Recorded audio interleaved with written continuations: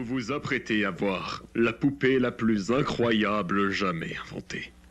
Son nom est Poppy. Et elle est la première poupée vraiment intelligente dans le monde. Une petite fille peut lui parler, Poppy lui répondra. Elle est la première poupée capable d'avoir une conversation avec un enfant. Difficile à croire. Regardez. Poppy Playtime! Poppy est aussi adorable qu'une vraie fille, qui parle comme si c'était une vraie. Salut, je m'appelle Poppy et je t'aime. Peux-tu m'aider à polir mes chaussures? Mais bien sûr, Poppy. Comme une vraie fille, Poppy va toujours montrer le meilleur d'elle-même. Parfait, merci. Ses cheveux sont robustes et ne partiront pas en les brossant. Et ils sentent exactement comme des coquelicots. Il y a autre chose que tu aimerais dire, Poppy? Je suis une vraie fille, tout comme toi. Quelle heure est-il? Playtime! Et si vous voulez voir comment tous les jouets préférés des enfants du pays sont créés, Playtime Company organise désormais des visites d'usine à seulement 2,99$ par personne. Une heure entière à l'usine de jouets la plus magique sur Terre. Qu'est-ce que vous attendez? Nous avons hâte.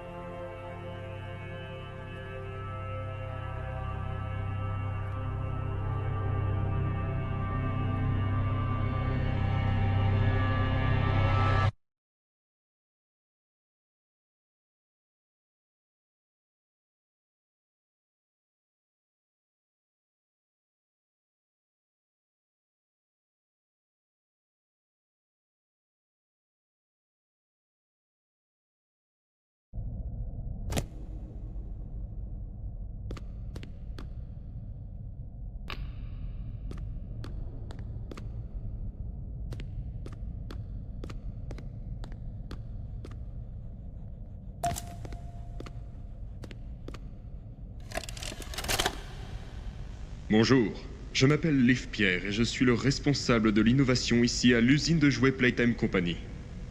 Si vous voyez ça, sachez que vous êtes en infraction. Ouais, nous mettons cette petite cassette en boucle quand nous fermons l'usine pour la journée. Alors, cher intrus, à titre informatif, tandis que nous sommes fiers de nos jouets de haute qualité et de notre excellente garde d'enfants, nous sommes aussi fiers de notre sécurité. Par exemple, cette installation est remplie de détecteurs de mouvements cachés qui, une fois déclenchés, vont démarrer les alarmes d'urgence et directement contacter les autorités. Et c'est l'un des aspects les plus modérés de notre système de sécurité. Pas de spoiler. Alors, tu as eu mon avertissement. Il n'est pas trop tard pour rebrousser chemin. J'espère seulement que ce que tu fais en vaut la peine.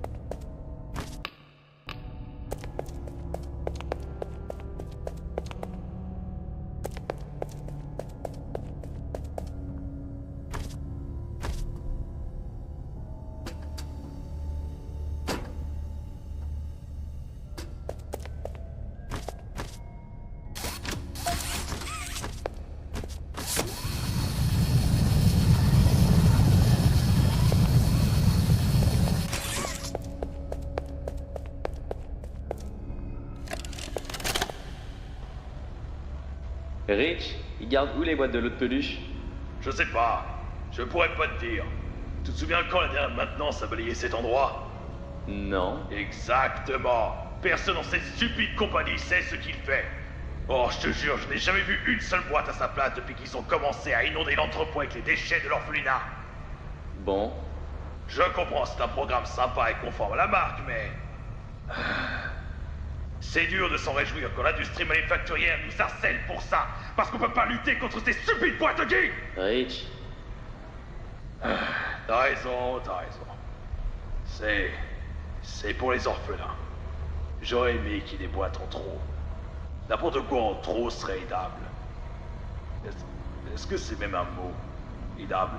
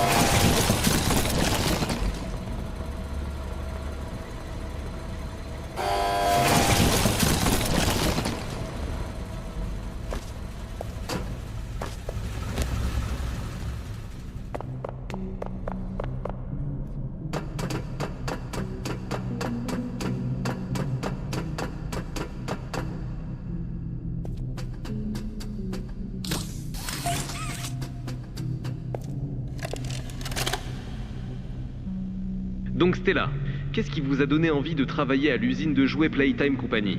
Je m'amusais avec les jouets étant petite. C'était si magique. Je pouvais aller directement du sol de ma chambre à n'importe quel endroit dans le monde. C'était un sentiment tellement génial. Et pouvoir travailler dans une usine de jouets, un endroit qui peut offrir aux enfants la même expérience. Ah, c'est vraiment génial aussi.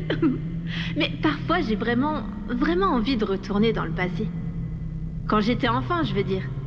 Et c'est bizarre car les adultes sont juste des enfants, mais plus vieux. Je ne pense pas que quiconque s'est vraiment senti comme un adulte, mais ton corps devient simplement plus vieux. Et plus vieux. Et puis, tu meurs. Pouf! Le corps humain ne peut pas juste rester jeune éternellement. Mais il reste des choses, comme des arbres qui peuvent rester en vie, même en étant largement plus vieux qu'une personne. Je veux dire, même les personnes les plus âgées restent plus jeunes qu'eux. Donc je pense que tout le monde reste enfant par rapport à quelque chose. N'est-ce pas? Bon, je pense qu'on s'égare un petit peu.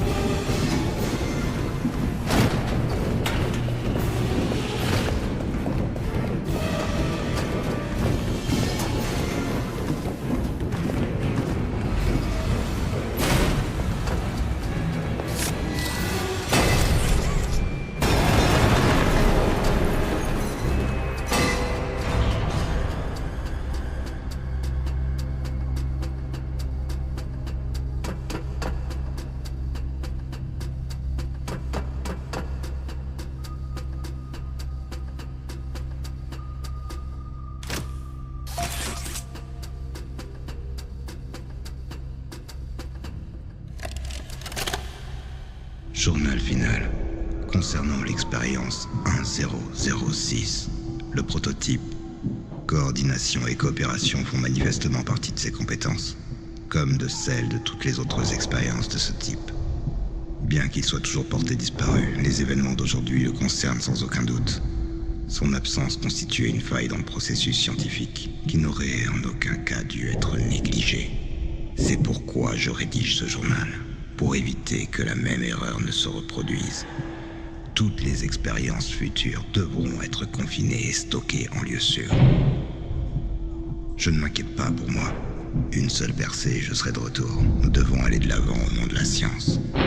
Que ceux qui sont sous nos ordres le comprennent ou non. Fin de...